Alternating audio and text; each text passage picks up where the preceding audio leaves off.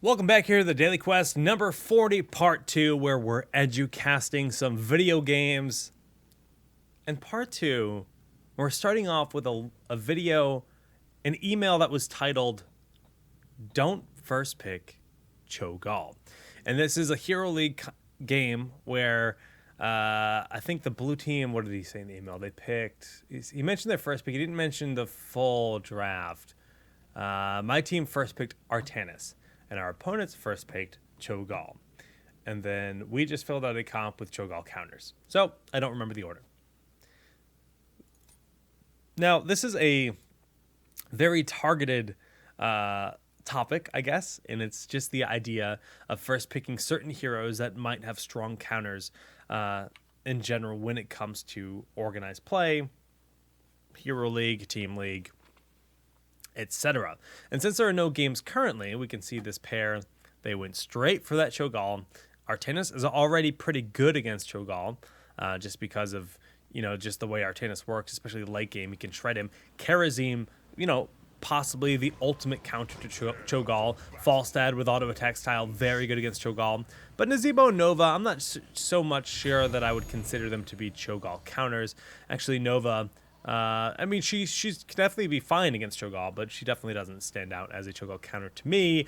But what is standing out is the fact that there isn't a support, and that is some next level weird going on here on the left side. This lack of support in Hero League is, well, it's not advised. All right, Raynor. Standard, this is Harry Thunder? All right, dude, that is the next level weird name.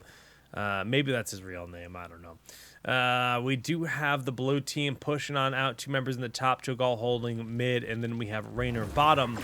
Nova, just StarCraft heroes in general, they're too cool for school, and they AFK as often as humanly possible.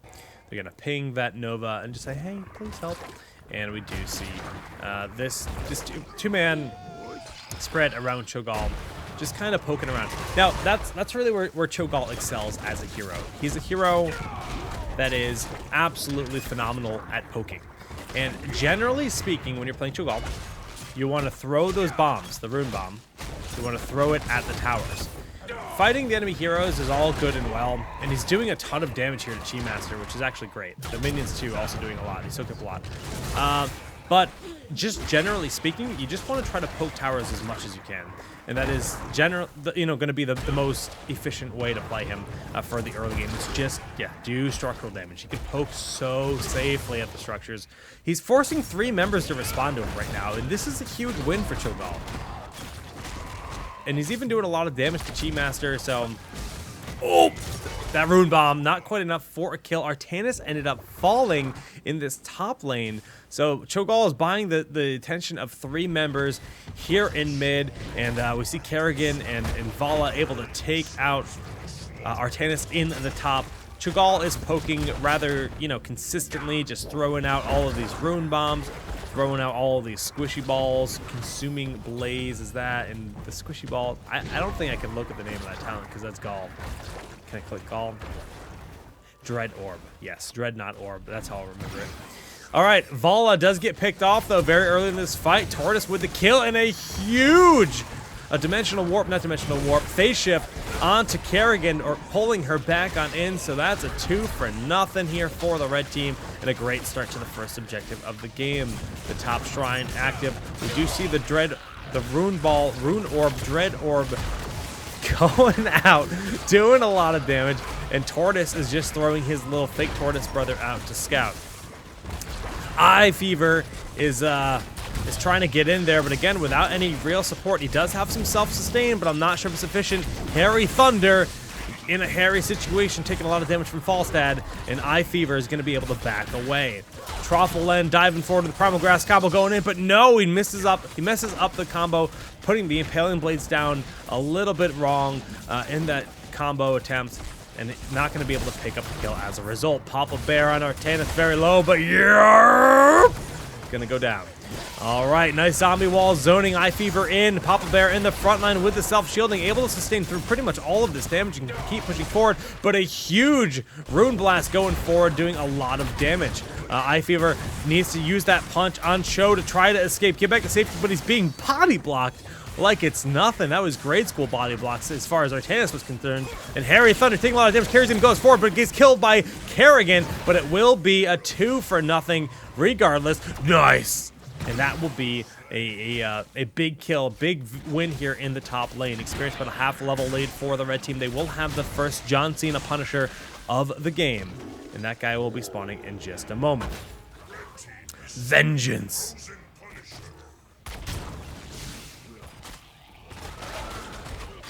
All right, well, the Punisher marching on down to just smack some things, and the blue team is making the right decisions. They're getting behind their wall. A lot of players will stand outside this wall and let John Cena jump on them, and then they'll end up dying or doing something silly. And unfortunately, Kerrigan went a little bit too far forward. And here's why this is important to killing the Punisher as efficiently as possible. You see how much damage he did to this wall? He did actually quite a bit. And you don't want to take structural damage. You can heal up your heroes, but you can't efficiently heal up your structures. And if you force his first leap, every Punisher will always leap quickly to about right here, where Vala is standing right now. You notice she was kind of kiting around there, but the Punisher had already used the leap. And if they pulled him back here immediately, suddenly you have this tower, this fort, this tower, and this tower all shooting him at once while your team can safely focus him, and he's going to get like nothing done. The first Punisher of the game should, generally speaking, as long as your team is alive, not do that much damage. So it just could be done a little bit more efficiently there. It wasn't terrible, but it definitely could have been a little bit better. And red team, they now have a full level lead just because of like all the additional presence they've had. Kerrigan going forward, but going to be graded there by the Nova. And Karazim able to heal himself up nicely. Now remember, there is no support on the blue team, and this is going to become increasingly more difficult to win team fights as the game gets longer and longer and longer, especially because the enemy team has a Nova. So once you start to get squishy, you don't really have a response to that Nova that can quickly blow up your allies. Tortoise really doesn't like Vala, just super upset about it. Nice barrel roll from Sirloin Karma. Sirloins. Even though it says Sirland, I'm just thinking of sirloins. Karazim in top, just soaking that lane, not even really worried about pushing. He just wants the experience, which is a great way to do it. Looking at the talents, we now have Echo of Heaven and Protective Shield. So this is a full support style of Karazim, a very good way to play, especially when the enemy team is running something like Kerrigan, where they're going to try to pull people in and blow them up. Karazim will have that response and heals for the team accordingly. Red team or blue team on the left side just got their talents. Full on Fire Eater build. Just trying to go for the max sustain available here for Cho'Gall. So it's you know, the safest way to play, especially when you don't have a support. And we do see Siphoning Runes. So this is, again, more healing. They're looking for as much possible self-sustain that this Cho'Gall can get. And I think that's probably the correct way to do it, considering they don't have a healer. Middle will be the next altar that spawns, the next shrine that spawns in this game. Chi-Master just trying to escort this one Khazra, you know, the best he can to get its most efficiency. And Karazim is going to be hearthing back to base. They just defended this top lane. This camp's still available, but no camps will be picked up during this first or the second shrine of the game. Yarp going to be helping out Cho'Gall. A lot of AoE damage between these two heroes. The Tortoise is scouting it out with his clone. Now, Karazim almost there, will have the heals for the team and allow them to commit to the fight, but they're going to be down about 20 skeletons by the time that they make it there. So yeah, just about 20 before they're committing in. 22 have been picked up. They need to make the fight happen, and they need to make it happen just about now. False set just flying in. Zombie wall has been used. Yarp taking a lot of damage, and remember, there are no heals. A huge hammering. Then Artanis dashing forward, and they pick up a very early kill on Vala, who's just caught in that zombie wall. Now Kerrigan just gets melted away. Raynor decides, I should probably help my team, or I could just watch. This is a great, you know, location to just view the show. And okay, all right, I'll fight. Weird decision making. He gets pulled in by the phase shift. He will die promptly, and just the Cho'Gall remaining. Now they managed to trade out Nazebo, so that's a nice small victory, but they're going to lose the objective and 4 heroes as a result. Oh! I love that ability. Artanis goes and just shreds everything, activating his shields and doing a boatload of damage. Dope. Nicely done here. Pushing out that bottom lane. Just about 40 have been picked up here. And yeah, so we do have this Punisher now once again walking down the bottom lane. And it looks like the red team, they want to push with it generally. Now, I like the call from Nazebo to just kind of push down the top lane. He just summoned or respawned. And actually, no, he's going to summon zombies. He might use Gargantuan. Yeah, he's just going to use Gargantuan to Merc. Now, Gargantuan, it's a really short cooldown. We're talking about... I think it's a 50-second cooldown. It's set to Gargantuan Stomp right now. It's a very short cooldown regardless. And it's well worth using to pick up mercenary camps, especially in a split push scenario like this. And late game, we often see it used for like the forever Gargantuan, and people will go around marking. It's just an easy and quick way to do it. You pick up that camp so very quickly. Gargantuan, sure, it's been used and expired, but the utility has been spent in a 7-sided strike on Cho'Gall. This is why Kharazim is so very good against Cho'Gall. And this is why it's considered to be a quite excellent counter. So Cho'Gall is currently full health, right? You know, look, he's looking pretty good, and like, yeah, I'm gonna fight, and then he's like trying to engage. Well, he just walked through all these tethers, so you have to be careful when you're fighting a Punisher. A lot of people forget like what it's like to not be geared in Diablo 3, and they're just like, man, those tethers, they don't hurt. I'm easy. I got all the sickest gear in the world. No, you just took half your health and damage, man. That's rough. And now Iconoplast is looking at you like a sack lunch with a 7-sided strike, just the tip of it. All he needs. Just the tip. It's enough to satisfy anyone. And he's going to get that kill clean and easy. A 7-sided strike is 50% health of any hero if it hits just a single hero, right? And that's just, if you hit all 7 strikes on that one target, they are going to pay the price. And Cho'Gall has a big health pool, but it doesn't really help you versus something like 7-sided strike.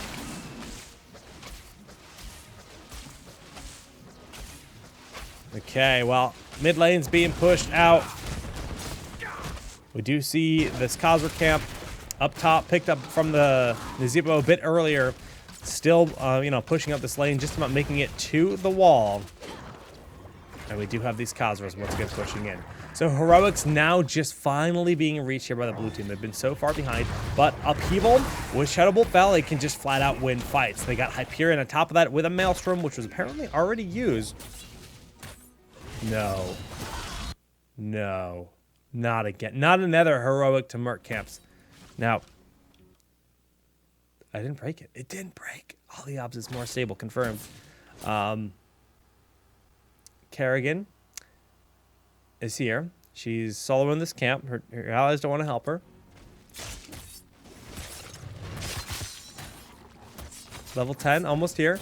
She's over halfway done with this camp. This guy's almost dead. She decides to run away. Changes her mind, pops her Heroic. 100-second cooldown.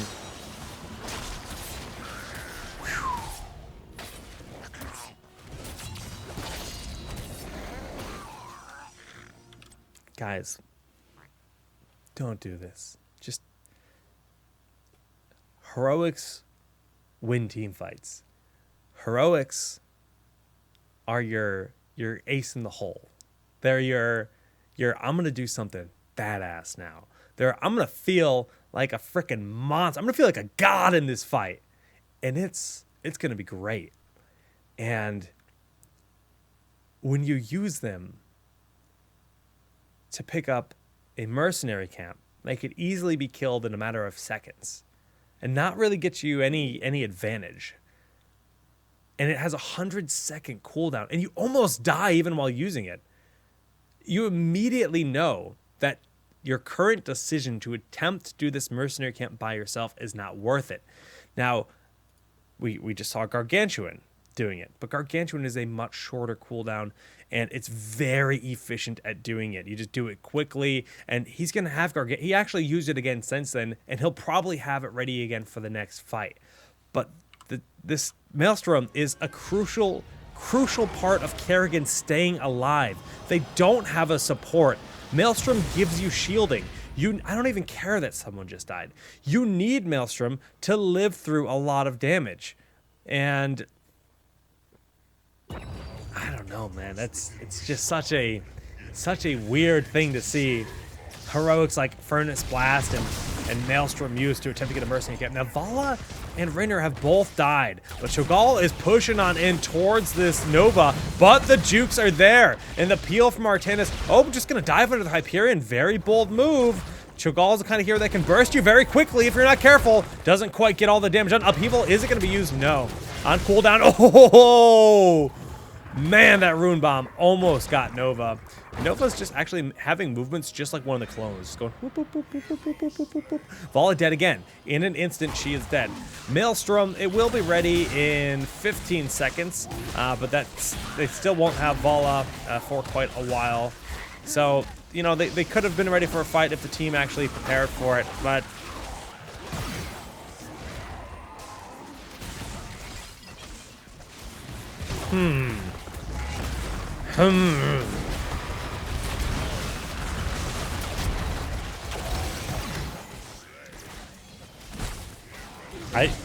I'm thinking of words to say. This is fun. Yeah, I think it's like the blue team just gave up. Like, I don't I don't know what to say. I really don't. Okay, well, the Punisher's been picked up. It's gonna dive on Nova. She's gonna get hit. Oh no, she doesn't get hit. Maelstrom, yeah! Use it. And lose it. Nice, they pick up a kill on a Rainer. That's a nice small win. The Punisher going forward though, the 7-sided strike is available, I believe, yes. So if they can find the opportunity to use that, it would be huge. And Cho'Gall is generally the prime target for it. If he's hit by that leap, that could try to go for a big play. There it is, 7-sided strike in the front side. Does pick off Yarp. And Cho'Gall looks so silly when he wiggles his feet. It looks like he's in an LMFAO video or something. Like...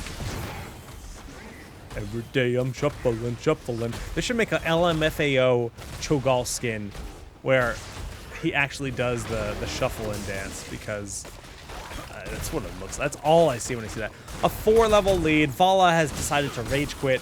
Rainer has decided to AFK. We already saw Kerrigan AFK once.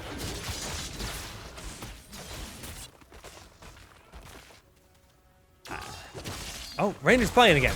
Yes! He's shooting things. Kerrigan might pick up a kill on the bottom. Nope, nope. False Ed gonna get away. False Ed's just too slippery, and the keep's gonna go down. She almost got me. Oh, man, that's a nice pull in there from Cho'Gall. And he does pop that Shadow Bolt volley, but it's not quite connecting. Tortoise's clone does hook up a few of the final shots, and they just get the single kill onto Karazim. Mercenaries pushing down the middle fort. Top keep did go down. Bottom wall has been taking a bit of damage, and Trollferned is going to start working on cleaning up the mercenaries. Blue team might have regained some control on the game, but there's still a 3 full levels down. And another fort picked up in favor of the red team. Zebo gonna work on another mercenary camp. This time opting to not use Gargantuan. Our Gargantuan is still on cooldown, which is why. Okay. Kerrigan loses her life. I think they're just feeding.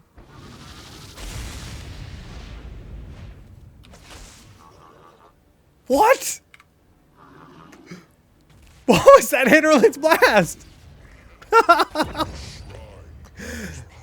Okay, Eye Fever is going pusher feed mode. 7-sided strike is gonna make him feel bad about himself. And, Papa Bear is going for the kill, but no, Shadow Bolt volley. Enough for the disengage. Cho'Gall lives for now. Volabot getting that max damage. Is she leading the way in the damage in this game? She's got the push. Gall's got all that deeps. It's all about Gall, boys. Bait them. Red team looking to bait the blue team. Oh, Volabot getting pulled in. Insta-death. Kerrigan with 3 targets. If that Shadow Bolt volley was available in here, could be huge. But looks like they're just going to get bodied. 3 members down. Cho'Gall wasn't even there yet. They look for the fight. Just going to pull him in and try to punch some stuff. He actually gets Gargantuan. Just going to throw out that Rune Bomb and just leave this fight promptly.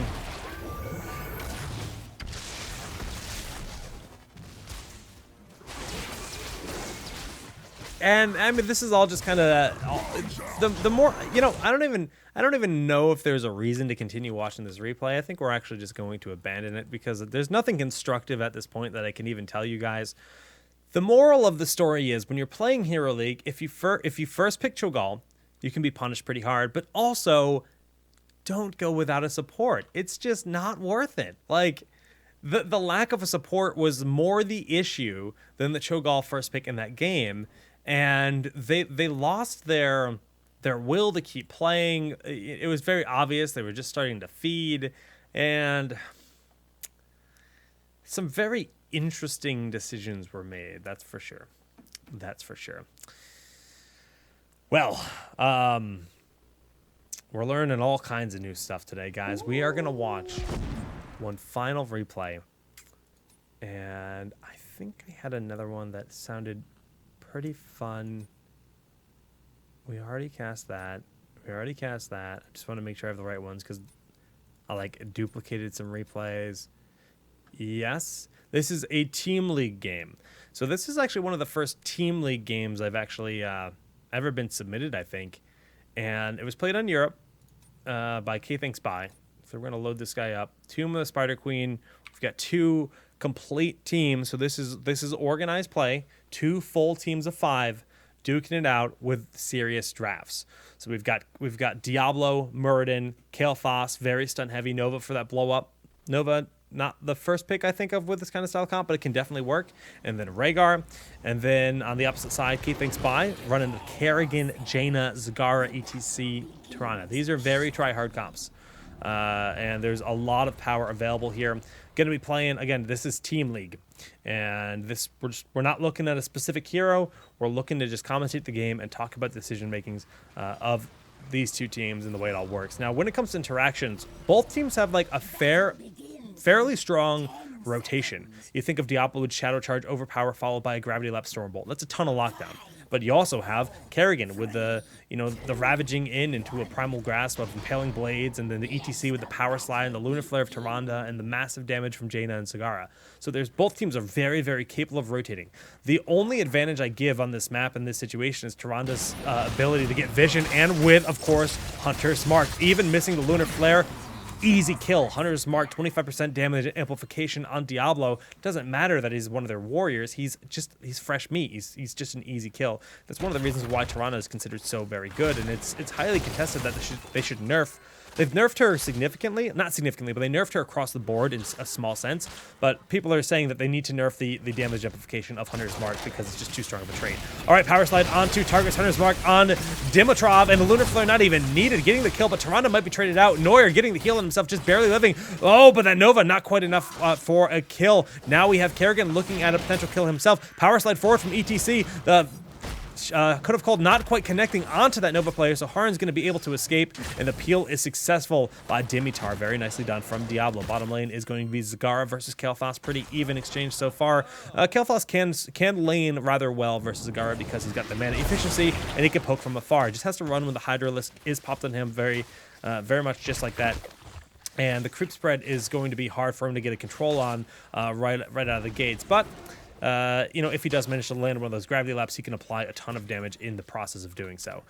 We could also see the rotations happening. Now, of course, it's going to be hard for both those heroes to escape if they're hit by a single stun. Usually it's going to lead to a death. Just because Zagara, even though she has the creep spread, if she's not paying attention, she's very immobile, even with the additional movement speed. And Kael'thas, not really a hero that has a whole lot of mobility options. He just has gravity laps to try to save himself. Okay, both teams working on their gems, 24-11 respectively, but Neuer caught out of position and will be blown up. So that's a nice win here for the blue team. But I like this call here from ETC. He goes through and he actually just power slides, not only getting himself to safety, but picking up a lot of gems in the process that had been dropped by his ally. K-Think Spy now also being picked off. They need to be careful. Once you lose a hero from a rotation, what you kind of have to do is you just kind of have to fall back and play passively. Stick back to like this part of your lane. Stick as far as you can while still retaining soak on the minions. And if you have to miss a few minions of soak just because, there's a threat of being ganked, do it. Because if you lose your gems, you're losing a lot of momentum here on Tomb of the Spider Queen. Tomb of the Spider Queen is probably the map where it's most notorious to have really strong and really frequent rotations. This map, and then of course, we see that sometimes on Dragonshire, is between the bottom and middle lane. Okay, Nova is in the bottom, just kind of lurking in the shadows where all these creep tumors are existing. And Cogito, we're just going to say Zagara, is going to just be playing passively, knowing that he is in the area. So very good decision making. Mystia in the front line, just zoning force team does have those 21 gems, so they want to be careful with those. Murden looks like he's going to be able to turn into 7. 18 turned into the 0 of the red team. Power slide forward, Lunar Flare and Hunter's Mark combo, and Caping Spy dives in and kills Diablo. Primal Grass still off cooldown, so it could be used after this Revenant. Yes, that'll be a successful combo on 2 targets, and this could be a 3 for nothing. You know, let's kind of compliment and highlight that Kerrigan decision making, because a lot of Kerrigans are so very anxious to immediately throw down that Impaling Blade and Primal Grass combo, but it's not needed in this situation, and the decision to hold onto it here allows them to pick up 2 more kills. 1 kill is nice. 3 kills is fantastic, and it's all because he held on to those. So he knows he has this kill. Like I said, other Kerrigans, even in this situation, would just put the full combo down, and not in the, it might not be the most optimal situation. The team's not really fully ready, but they get this kill. The team is pushing forward. They realize the situation. Kerrigan dives over the Blizzard, picks up this whole situation, the Kona Gold follow-up, and then the final power slide or whatever it is to get the kill. Yeah, the power slide goes forward, and excellent. Just greatly done by the team. Now, on the blue team, they were a little bit too clumped up for that situation. They weren't ready for the Kerrigan flank. But, that's what happens. You pay for it. ETC with those 22 gems already pushing the red team ahead in terms of the turn-in, and Kerrigan starting to work on all these minions. Went for the clean kill style. You go for clean kill with siphoning impact. Kerrigan can spend 0 mana, heal herself, and instantly remove a wave of minions. It's a very efficient playstyle of Kerrigan, especially when there's a lot of rotating between lanes, and it also gives you a self-sustain option. All right, we do see the Lunar Flare going out, connecting just barely onto Dimitrov, and we do see that Sentinel connects as well, but not enough damage. Caping Spy wasn't ready to commit to that. He was trying to get the turn in, and Diablo had successfully zoned him back. Bottom lane, we haven't checked in it in a while. There's a ton of creep spread here from Zagara, like absolutely, but tons of creep, and even has a bit of vision here. Now, the only feedback on the creep spread, like, we saw like a few double tumors, which is good. He's ready for the tumors to expire. Like, just good knowledge of these timers on each creep tumor, because they do die after a while. But there's not really any vision on this top part of the turn-in. And you always, like, as Zagara, half of the benefit of that hero is knowing when turn-ins are happening. So he can see up to here. So he's well aware that Kel'Thas left. He's making his way up, and he's gonna try to deny that. But that's not Zagara vision. Zagara vision. Zagara vision. Yeah. See, he has no vision on any of this. Oh, we can see that shimmer. So he needs to get another creep tumor up there and try to maintain it up there, because it's a very valuable position to have a creep tumor in general. All right, Nova flanking around the right side. Banelings, oh my. But Zagara will be able to walk away after throwing out a ton of Banelings. Rapid incubation being used to heal on up. Diablo picked off in the top lane. So a big kill. Diablo sitting on exactly how many souls right now? I can't click on him if he's dead. News to me. Zagara does end up dying, though. And that is a ton of gems to lose. A big pickup here from Nova, Muradin, and Kel'Thas. Well worth their camping out on that bottom turn-in. But it's still going to be a red turn-in here first in this game. So the Red Weavers will be descending in a matter of moments. Kerrigan, or Zagara, is back alive and will join their team for the push. Probably going to see split push out of Zagara. We've seen that pretty much consistently throughout this game. And she's such a safe solo laner when it comes to just having strong creep spread, which has been pushed out a little bit after her death. But it's still, really impactful to have the additional lane of experience. And of course, when you have the Web Weavers, you get so much more value with Zagara pushing with them too. All right, Lunar Flare just connecting on Diablo. The Hunter's Mark was used, but the Stormbolt or the Frostbolt misses, so that will not be a kill. Blizzard raining down onto these minions. Thunderclap not quite enough to clear them out quite yet, but Muradin's doing the best he can in terms of lane clear. He gets good lane clear in the late game, not so much pre-10 or pre-13. They're going to be able to clean up this Web Weaver with this huge presence in the mid lane, but they're so far behind in experience, more than a level down, especially after they start to lose some more structures, which is imminent at this point. Bottom lane, the Web Weaver very close. We have the one tower falling and Zagara backing away cautiously, and the top lane still being pushed out heavily. Mid is where the action still is. Blue actually had a couple members go back to base. Muradin wanted to top off his mana and get ready for battle, and it looks like the red team is just going to go up where the Web Weaver is. The wall is down, the power slide forward, the combo connecting onto Rhaegar, and he is dead with 13 gems on the ground. Dimitar trying to collect those gems as efficiently as possible, but he needs to be careful of these blasts that come out from the Web Weaver. It's going to be enough damage to push through the wave, do a little bit to Muradin, who has now got the Hunter's Mark on him, and that is yet another kill. The power of Tyrande really being flexed right now, picking up these big warriors as if they are assassins. All right, Kerrigan going forward, gets caught by the G-Lapse and the snipe of Nova, so he took a bit of damage, but there are heals from Tyrande, and Demitar ends up falling. It looks like Kael'thas will fall as well, and that was interesting. You know, a nice, interesting attempt at a mosh, but it didn't really work out. Nova picked off 1 kill. They actually got a 2nd kill onto the Tyrande there from Rhaegar, and now they're overstaying their welcome. They just lost 2 heroes, and they're getting rather weak. It's a 3v2. ETC has 30 gems. He doesn't want to lose, and Power Slide, is it enough to get away? Zagara rotating up, needs to use that Maw, and gets it off in time for Myth Sia to get out of here. Those 30 gems are way more valuable than any hero's life at this point in time, and it's huge that he was able to survive. Mounting up and tapping the wall, probably should have just hearthed back to base and just regrouped with his team, but they're going to have to concede a Web Weaver at this point in time. They don't have the composition, they don't have the composure to look for a team fight, and Blue is able to not only turn in, but get heroics of their own, and this is their turn to try to push it back and bring the experience down to an even point. Apocalypse with Precision Strike, Avatar, Ancestral Heal, and Phoenix, all the most common competitive heroics that we see picked up for these heroes. We'll see how it all works out. Looks like Zagara is going to end up taking a ton of damage and will fall. Beautiful. I mean, they covered literally every option. Precision Strike would have killed, and Diablo had the Shadow Charge, so there was no getting out of that situation from Zagara, but we did see 2 heroics spent. Phoenix, 40-second cooldown, not too big of a deal whatsoever. Zagara back in 7 seconds. Web Weavers are starting to get a lot of value. Dimitar pushing down this bottom lane with the Web Weavers. The wall has already fallen, and they're rotating down. Hunter's Mark used on the Web Weaver to try to burn through this very quickly, and it's working out rather well. But Diablo with the Shadow Charge forward gets the flip onto Jaina. Oh, the beautiful Ring of Frost to actually buy space for herself. Gets stunned in the process, but the Shadow Stalk and the heal of Tyrande is actually enough to keep Zen Horde alive. Ancestral Heal has to be used on Dimitar, who's Shadow Charging forward, but the Dwarf Toss, the Overpower is going to flip him towards Murden, and they're able to pick up that kill.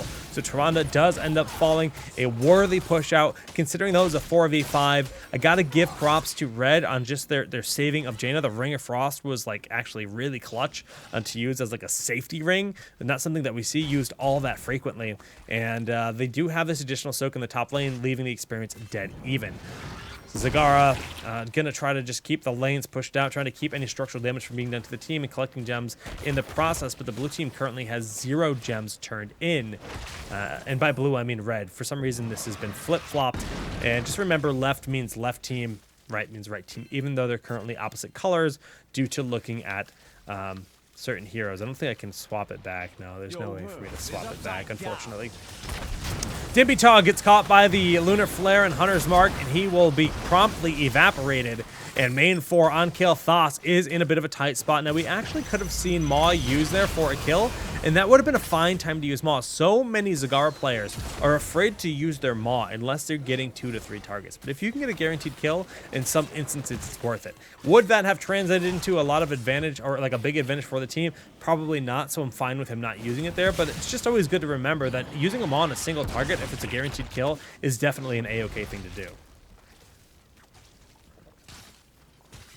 I guess the hard part there is just knowing exactly when it's guaranteed kill.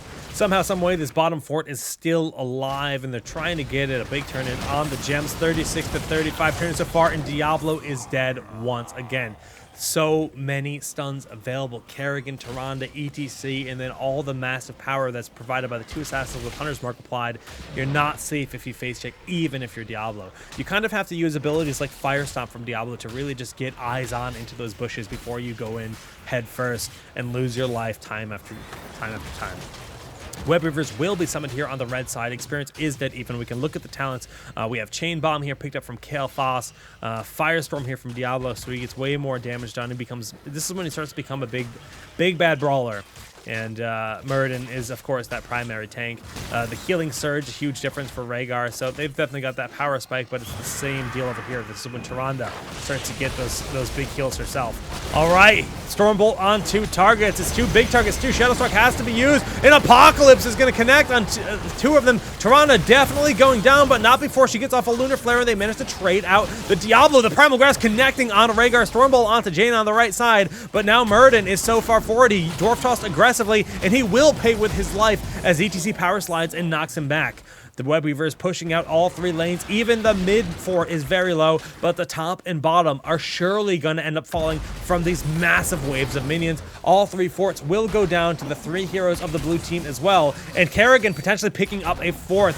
Main 4 throwing down the Phoenix to try to zone the living bomb, enough to dissuade K-Think's Spine from pushing in, and he's going to disengage, keeping those 15 gems intact. But with all 3 forts falling at once, there is now a big spike of experience in favor of the red team, currently sitting in a phenomenal position. Tapping the well, Tyranda's back alive, Shadowstalk off cooldown. They could look for a fight once again because red has much longer cooldowns. Really, all they have available is this Precision Strike and Ancestral. Phoenix ready soon, but they're just kind of still stuck defending. So this is when you look for red to start taking advantage. These Bruisers won't be ready for another minute. I like the fact that they as a team decided to try to go for these Bruisers. They just didn't know the timing on it, but I still like that attempt. They're like, well, the Web Weavers are going to be done. They're still stuck defending. Let's grab these Bruisers immediately. It's very, very smart call because pushing offensively across the map is a very risky thing to do. So they realize they're not there. They just rotate down. They grab these Giants. You know what? A-okay. The best options available on the map.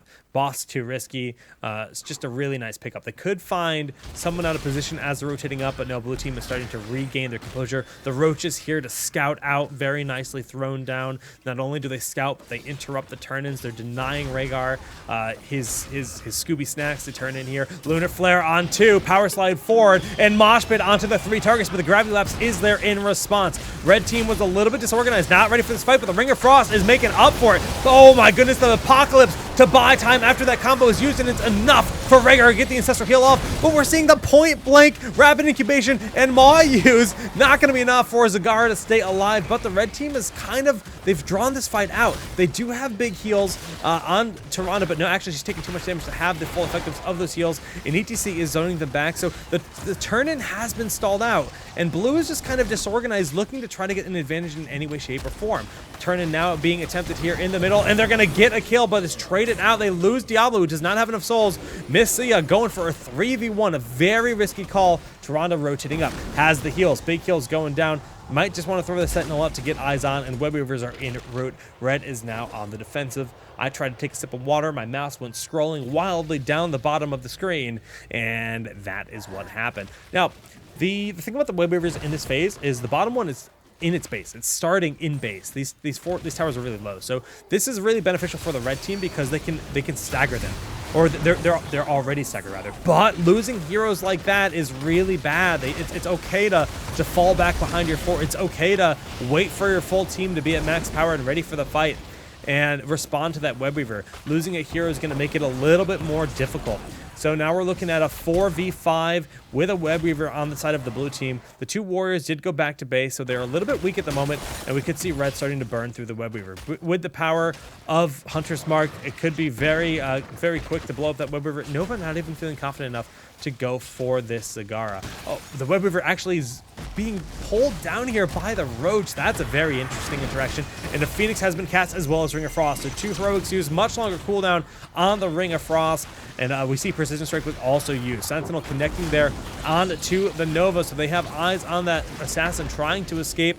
All of the forts will fall to the Web Weavers as this fight has been drawn out, and the middle towers are going down. Suddenly, blue team has that experience advantage from this big push, from the few kills they've picked up with that underdog bonus, and they're looking to be in a phenomenal position for the late game. Blue team trying to clean up things. In terms of gems, 33 and 28 in the pockets of the teams respectively, with 0 turned in. Like, this is a very even game so far. And man, this is the first Team League game I've ever cast, so it's actually rather exciting to see, you know, Team League games be this evenly matched. It's 2 full squads, and I guess that makes a huge difference when it comes down to it. Some Hero League games are just stomps, man. Neuer really aggressive on the left side, all by herself. The Shadow Charge forward from Diablo, flipping Zen in, and that's a huge Apocalypse on those 2 targets, but Ice Block might be enough. Shadowstalk has to be used. Missia power sliding to safety. Zenhard gets the heal from Tyrande, and Hunter's Mark has been applied. Ancestral Heal will get off in time, and it's going to be Jaina that falls. Flipping Tyrande into battle. The Banelings going out, doing a bit of damage. Where is that Lunar Flare still on cooldown? Is it ready? No, 2 more seconds. Use the Owl to potentially buy yourself some time. Stormbolt power slide trying to peel. Wow, ETC saves Tyrande. Only losing Jaina. Very close engagement. The Ancestral Heal barely getting off. I mean, that was such a clutch fight by both teams. So many big plays have been made. Roaches falling down. These could be attempted, but it's a risky thing to do. And notice the ping. So, like, you know what? What do these knights actually give us? What is the advantage that we earn from picking up this camp? Now, I would like to see ETC scout this bush before attempting this. Good man. Good man. All right. Now, just getting eyes on, covering through options, making sure that there's no trap, because that can definitely happen. And blue team is working on some mercenary camps. Looks like Rhaegar is going to grab these giants down bottom. He is more than capable of soloing that, but he should be using his wolf form. You get a critical hit every time you use your wolf form, so you should use the wolf form while you fighting a mercenary camp like that. It'll make it a little bit more efficient and allow you to do it much more quickly. 36 gems were turned in by the blue team, even though it says red. And the knights will be picked up on both sides. So blue does have that map advantage, and Nova waiting, lurking. She dismounts, and she retreats. Not feeling confident enough to try to go toe-to-toe with a Jaina right now. Gathering power stacks on Nova are non-existent. She wouldn't invent them. I didn't pay attention to her build at all this game. It's pretty standard. No, not really, actually. Advanced cloaking and crippling shot. Usually we see the clone upgrades at 13 and 16 for most players. Why isn't music been on this whole game? Gosh.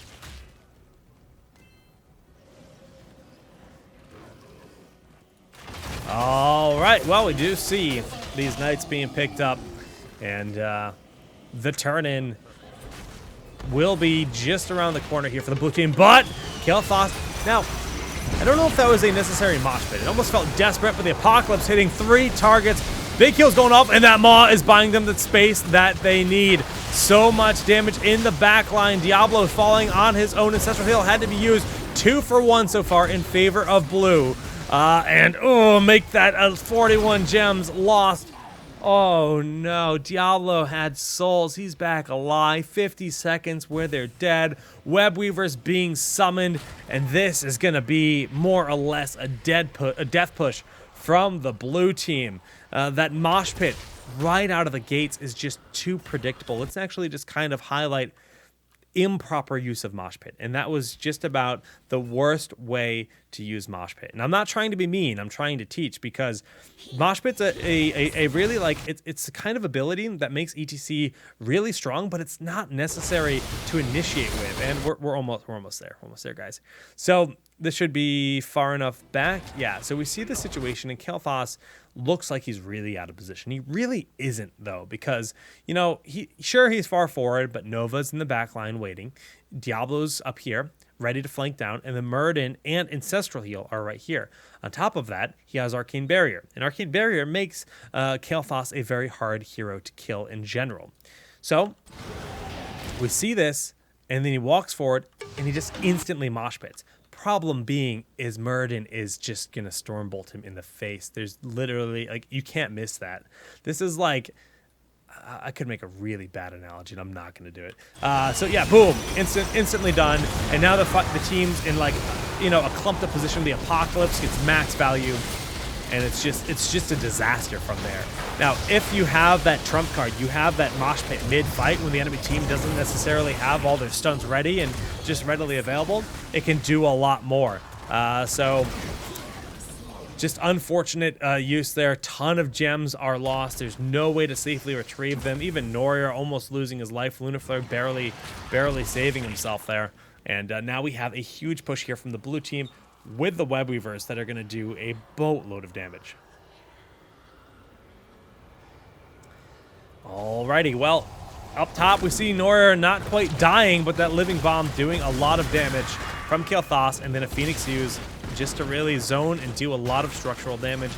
And this is like a welcoming party for the Web Weavers. They're just cleaning things up, and they're saying, yes, take out all of their keeps. And Diablo actually going deep onto Subcogito, but not going too deep where his life would be lost. Harn was going to consider uncloaking and picking up a kill, but Noir just healed up that Zagara and says, you know what, it's not worth the risk, and is just waiting in the back corners. Web Weaver is obviously in all 3 lanes. Rhaegar not really paying attention to his team all that well. He should be up there for the heals. He is the only support. Might even just throw a raw Ancestral out to top off Diablo. Nope, he's going to hold on to it. Okay, there he uses it. It is only a 1-minute cooldown, but you don't necessarily always have to use it, especially when you have level 20 and you do opt to go for rewind. You could just say, I'll rewind instead right now, but he has Storm Shield instead. So Storm Shield, very good for those snap call sustain. And this core is in a tight spot. Diablo shadow charges ETC to try to buy some space, but the Hunter's Mark on him. Oh, Apocalypse going off. A nice ice block, and the Maw connecting. Precision Strike doing a ton of damage, but Missia still alive. Blizzard raining down. Not quite getting any kills, but very close. Missia is on the run, running away. Apocalypse used as Diablo dies. He's going to try to power slide through his own wall. Will he make it out? Oh my goodness, he does, but Murden's there. Oh, the power slide safe as long as possible, but the living bomb on Zagara explodes and kills the ETC. Lunar Flare zoning. Kerrigan goes forward, finds the Nova. Is the Hydralisk available? So much damage from the Nova going out. Actually blows up Zagara, and 3 members have fallen. A very back and forth fight. K-Think Spy has some big shields. Jaina does have big damage, but they've lost all 3 of their keeps, and there's only 2 of them alive. They are now in a desperate situation. 50 seconds before they have 2 of their members. Another 35 on ETC. Wow. Some very close calls. A few minor mistakes by both teams that could have changed the entire outcome of that fight, but that's the nature of Heroes of the Storm, especially when the teams are so evenly paired. Looks like Kael'thas will grab these and just hearth back home, get back to full health, just keeping the pressure on. A very smart play. They know the enemy team is stuck in their base defending. They know they absolutely have to push out these lanes, and there's no chance whatsoever that they're going to make their way down here. The only threat would be Sentinel just randomly hitting him, right, in those situations, but Tyrana's dead. So there's no apparent threat on the map, and he grabs himself a, Giants that are going to go down with these double catapults. This bottom lane has to be responded to very quickly. They're trying to pick up a boss, but this could be a throw pit. Everyone is alive. This is a risky call. This is the one way that blue can lose this game. Going for a boss when you think you have the game won. Okay, they back off. Crisis averted. Crisis averted. Blue team goes in. The mosh pit insta interrupted again. But that's a good maw. Now, we're not gonna harp on the incorrect use of mosh. We're gonna talk about what would have been good if he waited for this maw and he dove in right here. If he just mosh pitted right now, where he dove past Murden and mosh pit. What's the okay? Shadow charge could be used too, so that wouldn't have worked out anyways. There's too many stuns in this game to make mosh really all that valuable. But still, it probably would have been a better situation. Precision Strike doing a lot. Oh, both of them from the last one from Zagara staying alive. Blizzard doing so much. Diablo is down. Apocalypse at level 20 going off, connecting ETC and ETC only. The heals from Tyrana not going to be enough. Essential kill keeping Murden topped off. Trades 1 tank down for 1 tank. And the blue team is in full-on retreat. We talked about this mercenary camp, and it's been burning through this core like it's nothing. And it's an act of desperation right now. Red is trying to get a kill. They managed to get 1 hero. The Stormbolt connecting on both of them, and that is gonna be game. There is no way Zagara and Kerrigan defend a 3-man push that already has all 3 lanes pushing in. Kael'thas can just throw out the Phoenix, and when it's ready in 2 seconds, and just poke lightly. Oh, the Kerrigan combo. Wow, okay, so Kael'thas is down. Storm Shield used. Hunter's Mark there onto the Rhaegar, but the Stormbolt buying some space. We do see that Muradin throws that Stormbolt, and blue defends 25% core. They're basically dead. They haven't taken out a keep. They have catapults in all 3 lanes, but they're still alive at this point in time. Okay, minions in the bottom lane. You can see the power of the catapults. Boom. Splash damage and all. Lots and lots and lots of esports damage going out. Just trying to keep this core alive. 23% health. The team is almost all back up. 25 seconds before we have Kael'thas back in the game. So they're going to have a small window to maybe grab this night camp, which will free up the bottom lane for a short while. Excuse me, the mid lane for a short while. But beyond that, they have to win like back-to-back team fights to even consider being alive. Fortunately for them, they've been able to just kind of push out the lanes a little bit. Like, this is, again, going to free up. Well, they have to clean up these bruisers. Most of the gems have been lost in the blue team. They only have 4, and they do have 44 in their pocket. So if they took a team fight and they turned into the Web Weavers, they could maybe get a kill. But no, Diablo going in. Kerrigan in a bad spot, but a lot of damage on Diablo in a big maw. Maelstrom used at a perfect time to get big shields built up as they come out of that. Apocalypse being whiffed on most of the heroes. Kerrigan in the front line. Ring of Frost does a huge amount of zoning, and the second Apocalypse is coming out from the death of Diablo. 2-0. That is a huge win, but Kael'thas is on the core. 23% with the Phoenix, throwing up massive damage. Jaina throwing down everything she has. Precision Strike from Nova. The core is down to 6%, just 5%. Knights here, pushing in catapults here as well, but they're cleaning it up. 3 heroes down. The core is down to 5%. They're still stuck defending for quite a while, but Nova's gonna try to sneak in. She's coming down the bottom lane. She wants to juke this one minion. No, just go. Oh, she's waiting for them to leave the base. She's waiting for them to leave. The minions have spawned. The next wave is here. Red is in a full-on defensive 5%. They've been holding on to dear life for quite a while. Murden working on this bottom mercenary camp. A good call, and they're pushing. Pushing across the map when you're down to 5% is always a risky thing if you don't know where the enemies are. They need to be using Sentinel at every moment. They need to be scouting everywhere. Just shoot it. Shoot it at this giant camp. Find Muradin. Find Muradin. That is your only goal. Find Muradin and Nova. Where are they? Where are they? Where are they? Now 2 heroes are about to spawn. If they can't stagger the deaths, it's going to be really hard for them to come back in this game. They're forced to keep 1 member in the backline defending, and pushing into this keep is way too risky. They can't afford to do it. It's not worth the risk. Diablo, he's got Apocalypse ready. It's had huge value already in this game, and now they get that flip there. Jaina going to be able to ice block and stay alive. A lot of damage on ETC, but he still has that mosh pit available, and he's looking for a big mosh. Does he use it? Oh, I might have already used it. I think I missed it. It's on cooldown. I lied to you guys. For esports, Lunafleur going out. A lot of damage done. No one dead except Diablo so far. So that is a win. Missia getting that self-heal. Gravity Lapse on him should spell his death. Oh, he's power sliding forward, but the Living Bomb would actually do more damage to his team than it's worth. But the Ghost Mosh Pit actually locking down 3 members here. The heal coming out the last moment, and it's Jaina that ends up falling. Kerrigan has been stuck defending this whole 4v5. That Death Mosh Pit almost enough to make a difference, but not quite. Zagara hearthing back the base, gonna try to keep the defense on. Kerrigan, you've been defending valiantly. You knew it was your only chance, but this might be the end here. Phoenix has been cast. They're going forward. The dive in onto Nora. Storm Shield not enough. Ancestral Heal barely misses. Rhaegar gonna fall to the keep. What? Are they going to wipe again? Oh my goodness, the throw Zagara. She does have the peel. Mutalisk just expiring, but a second one summoned onto Harn. It will chase. It has a little bit of movement speed from the creep, and they're backing away. Blue maintaining their defense a little bit longer. They do have 3 members down right now. This Team League game is insane. But they're still like dead. Like they're just cheating death left and right. And left and right. We're 27 minutes in. And they have enough for a turn-in. They have exactly enough. 60 on these 2 heroes. So we see Diablo waiting at the turn-in. If Red can slip it through, they've got a hero advantage. It's a good time to look for a turn. It's a good time to look for a kill. Nova, remember, she's not GP. She's not farm. She's not really strong. But Kerrigan shouldn't be going forward like this alone. They don't have their healer.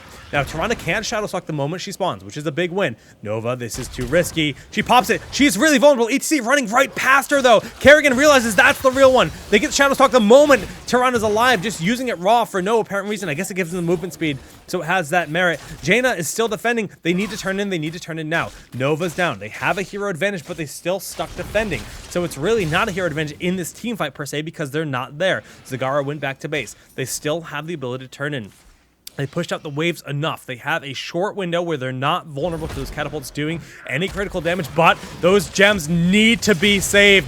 Mosh Pit hasn't been used. A big Apocalypse going off, connecting on both of the frontliners. Jaina's still pushing out the top lane. She needs to rotate in. Kerrigan picks up the kill. Diablo is down early in the fight. Still 30 seconds on Nova. Missia looking for that power slide, but Stormbolt used to zone. Just turn in. You've won the fight. Jaina is continuing to keep this defense up for the team. Kerrigan even working and pushing up this lane while they're forward like this. A very smart move to keep that. You don't have to be in your base to push it out, right? Those 58 gems will buy them some room. This is the space that they need to stop their lanes from being pushed out. Those lanes will push themselves back out, and they can look to finally take out a keep. I just can't believe that they've managed to live this long. Okay, Diablo, he's dead for another good while, another 25 seconds. So they need to just all commit to a single lane. Jaina needs to leave base.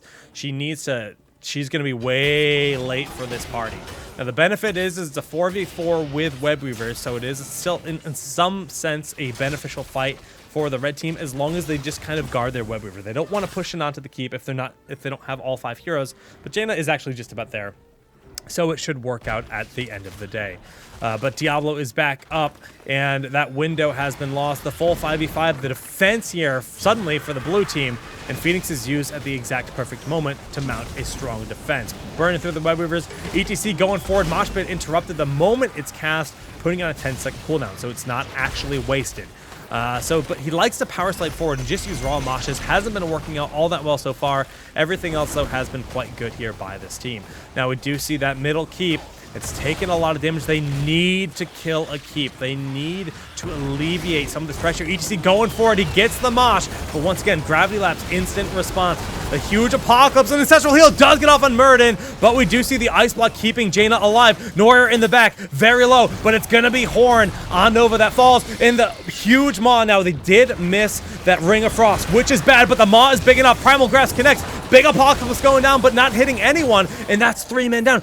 Did Red Team turn this around? Can they end the game with this? The Maw could have actually spelled a victory. They're playing safe. They know that they need to get those heals, and they don't have Tyrande. They need to, at the bare minimum, kill this keep. It's so risky to push in without your healer, but they do have a bit of self-sustain with ETC. I mean, just looking at the builds, ETC did go for the groupies paired with Prog Rock, so we can heal up the team, just not quite as efficiently as Tyrande can. 3 heroes down for 30 seconds. This could be a reverse throw again. I'm so nervous. They're pushing in the keep. The shields are starting to take a bit of damage. They're going in. The Primal Grasp connects. Both was from used from Kilthos, throwing out the Phoenix. The groupie is going off, getting those heals for the team, but Phoenix is being stood in, and they're taking a lot of damage. Shields just about dissipated. The first minion wave has made it in, and Kerrigan going forward. No Bolts of Storm ready. Groupies has really been paying off with Prog Rock. The core down to 40%. Zen is getting super low. One more hit from Kilthos would spell his death, but the slow comes out, and Ancestral Heal is whiffed, and Red turns it around and wins. What on earth? Red team victorious. Now that was a hell of a game. Now, wow. Just super evenly paired teams. Very fun game to cast. Very fun game to watch. They could have just backdoored to some extent, but man, that was really fun. The mosh pits definitely could have been cleaner, but Keith, thanks for the great game, man. No comeback mechanics. Subtlety with the 13-month sub hype. Oh, Subtlety 13, 11-month sub hype. That's still a huge sub anniversary. Normally, I don't include the wiggles in the VOD, but Subtlety, welcome to the YouTube VOD. Ladies and gentlemen, we had some very exciting games today, especially that last one. Oh my goodness, it was a lot of fun. But that is going to conclude the daily quest. Now, I actually have a small announcement that just came through while I was casting that game. It looks like I will be casting the European Spring Championship qualifier tomorrow morning at 9 a.m. Just found this out. They just gave me the go-ahead to cast the event, and I'm very excited to be casting EU. So you can tune in tomorrow at 9 a.m. Eastern for some awesome, this is the start of the qualifiers for Europe. And these are all new rosters. I mean, like Team Liquid just announced a new roster. I think Dignitas has roster changes. Like all of these teams are going to be revealing new rosters. So tomorrow morning, 9 a.m., I'm casting. Today was a warm-up, but tomorrow, that's the real deal. It's going to be a lot of fun. So thanks so much for tuning in to the Daily Quest. It has been episode number 40. Hit that subscribe button on YouTube. Follow here on Twitch. And I do have a lot of work to do to get ready for tomorrow. So this will be the end of the stream. GG's, anyone. I'll see you tomorrow. Anyone, everyone. Yeah.